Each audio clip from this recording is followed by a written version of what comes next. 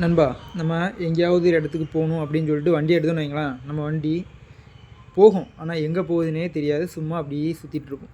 ஆனால் கன்னியாகுமரிக்கு போகணும் அப்படின்னு சொல்லிட்டு ஒரு முடிவு எடுத்துகிட்டு நம்ம வண்டி எடுத்தோன்னு வைங்களேன், நம்ம வண்டி எங்கே தான் சுற்றி சுற்றி கறங்கினாலும் கடைசியாக அது நிற்கக்கூடிய இடம் எங்கன்னா கன்னியாகுமரியில் போய் நிற்கும். ஏன்னா நம்ம ஃபஸ்ட்டே ஃபிக்ஸ் பண்ணிட்டோம் கன்னியாகுமரிக்கு போய் நிற்கணும் அப்படின்னு சொல்லிட்டு. அதே மாதிரி வாழ்க்கையில் நமக்கு என்ன வேணும் அப்படிங்கிறத அந்த கிளியர் விஷன் நமக்கு இருக்கணும். அதே மாதிரி நம்ம என்ன மாதிரி ஆகணும், எதை அடையணும் அப்படின்னு சொல்லிட்டு நம்ம முடிவு எடுத்துருக்கணும். அதை நம்மளால் அடைய முடியும் அப்படிங்கிற நம்பிக்கை நமக்கு இருக்கணும். அதே மாதிரி அந்த அந்த இடத்த பெறதுக்கு நம்ம நினச்ச பொருளை அடையிறதுக்கு தகுதியான ஒரு நபர் நான் தான் அப்படிங்கிற அந்த உணர்வு நமக்கு இருக்கணும். ஏன்னா அப்படி நம்ம ஒரு இலக்கை நோக்கி பயணிக்கும்போது அந்த இலக்கை நம்ம அடைஞ்சிடலாம் அப்படின்னு நம்ம நம்பும்போது, அந்த இலக்குக்குள்ளே இந்த இலக்கை நம்ம அடையக்குள்ள அனைத்து தகுதிகளும் நமக்கு இருக்குது அப்படின்னு நம்ம நினைக்கும்போது ஆட்டோமேட்டிக்காக நம்ம அதை அடைஞ்சிரும்.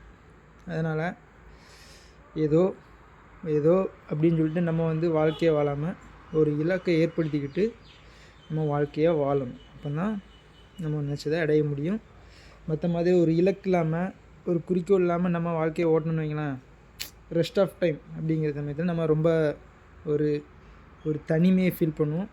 என்னடா இந்த வாழ்க்கையை நம்ம அப்படியே ஒன்றுமே வாழலை அப்படிங்கிற ஒரு எண்ணம் நமக்கு வரதுக்கு வாய்ப்பு இருக்குது. அதனால் கடைசிக்கு ஒரு வாழ்க்கையில் உங்களுக்கு என்னது பிடிச்சிருக்குதோ அதை சிந்தித்து அந்த சிந்தனைக்கு ஏற்ற மாதிரி நம்ம முயற்சிகளை பண்ணி அதை அடையணும்.